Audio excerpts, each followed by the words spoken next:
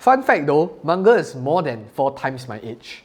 I know on the internet, Munger essentially triggered a boatload and a shitload of people with his comments on crypto, but that's a topic for another day.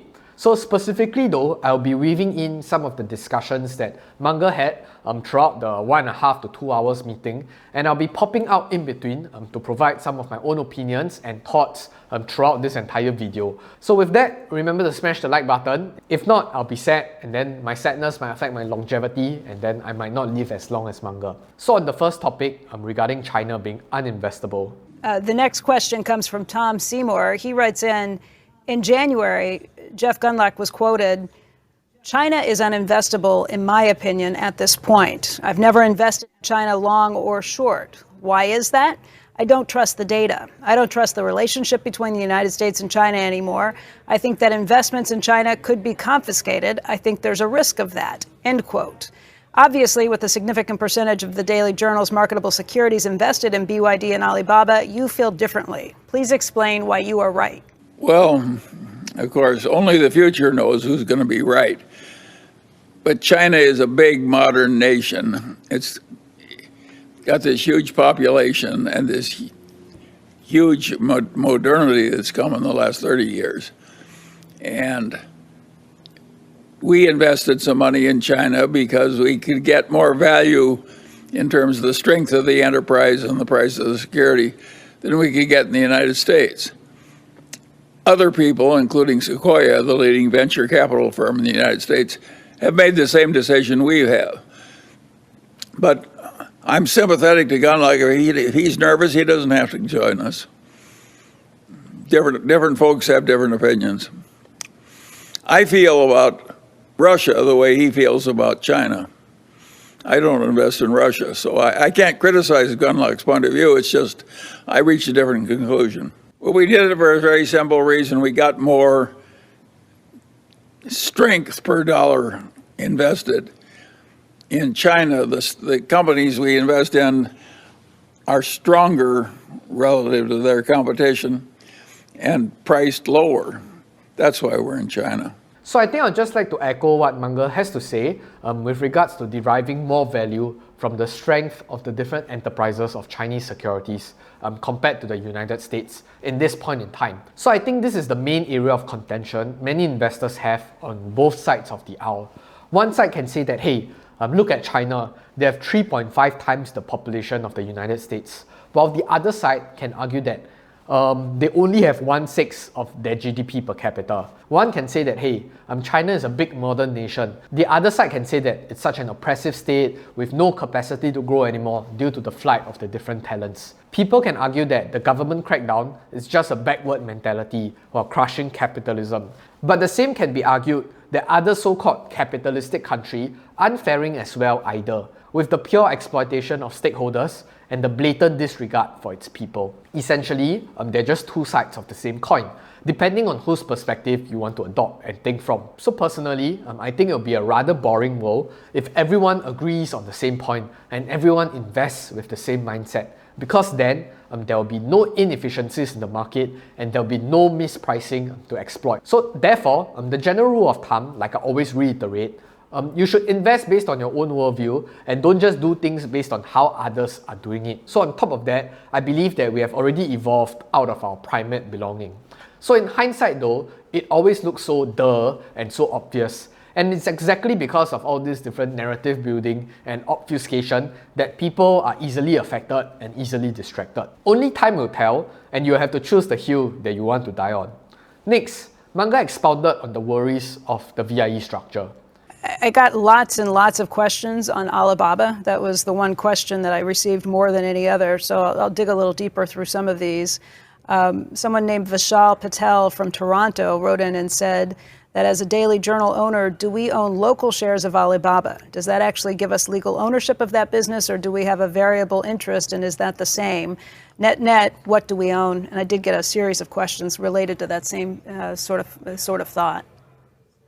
When you buy Alibaba, you do get a sort of a derivative, but assuming there's a reasonable honor among civilized nations, that risk doesn't seem all that big to me.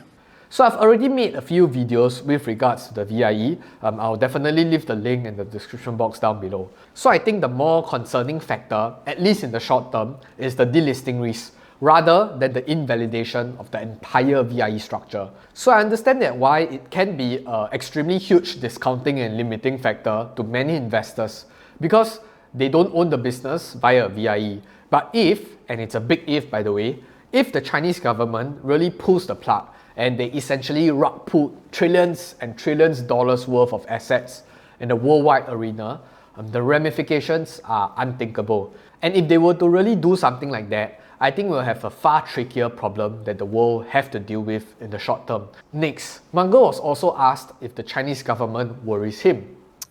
This one came in from Wasim. He said, although the financials seem strong, do the political pressures from the Chinese government worry you at all? Well, the Chinese government is worrying all the capitalists in the world way more than it used to. And of course we don't like that. And we wish that China and the United States got along better. Think of how massively stupid both China and the United States have been to allow the existing tensions to arise. What bad is ever going to happen to China or the United States if we two are close? If we make good friends out of the Chinese and vice versa, who in the hell is ever going to bother us? Of course we should make friends with China. And of course we should learn to get along with people who have a different system of government. We like our government because we're used to it and it has advantages of personal freedom. China could never have handled its life with a government like ours. They wouldn't be in the position they're in. They had to prevent 500 million or 600 million people from being born in China. They just measured the women's menstrual periods when they came to work and aborted those who weren't allowed to have children. You can't do that in the United States, and it really needed doing in China.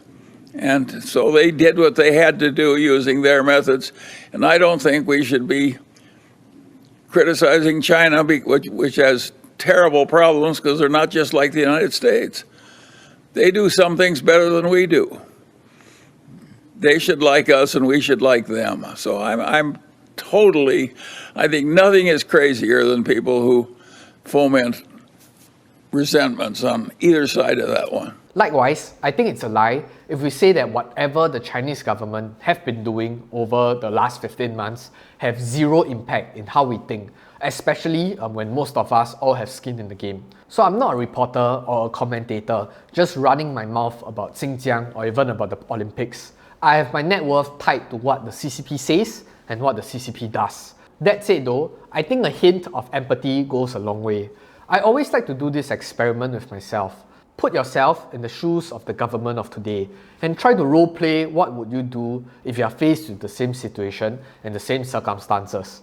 And then rank the priorities when you make that particular decision, especially for the people, for the enterprises, for the law agencies, etc. Are the decisions or policies made coherent with what they say and what they believe? There has been so much talk with regards to data privacy, anti-competition, conquering poverty and corruption, helping commoners tide through difficult times, value creation, etc. etc. So like a coin, there are always two sides to a coin. And sure, the other side is always louder. The government wants to track you, they want to control the country, they want to teach billionaires a lesson. But don't forget, these are just what we say on the internet. I think many people would be more concerned about the results and the impacts of this said policy, rather than all these stories being created and narrated by any Tom, Dick and Harry on the internet. I think fundamentally, the most worrying thing now would be what happens if China's way of doing things really turns out to be far more superior than the rest of us in the coming decade or two. That would then indeed be extremely scary, because there might be a change in how we look at the world. Lastly, on the point on Warren potentially buying Alibaba. So in short, Munger is more comfortable with China than Warren. The interesting remark that he ended with was that he acknowledges Alibaba might not be as entrenched as something like Apple or even Alphabet. And to be very, very honest, it's really hard to find any other comparable companies that can come close to the economic mode of Apple and Alphabet specifically. That said though, a good company doesn't always represent a good investment. Likewise, a bad company might not necessarily mean that it's a bad investment too. Investing is a topic far more nuanced than just crunching numbers and coming out with a story and then I have a price target of X price and yeah, let's go to the moon.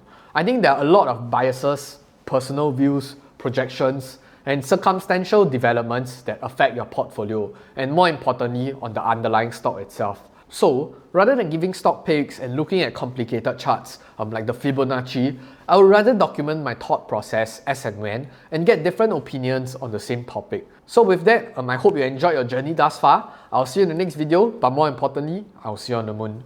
Goodbye!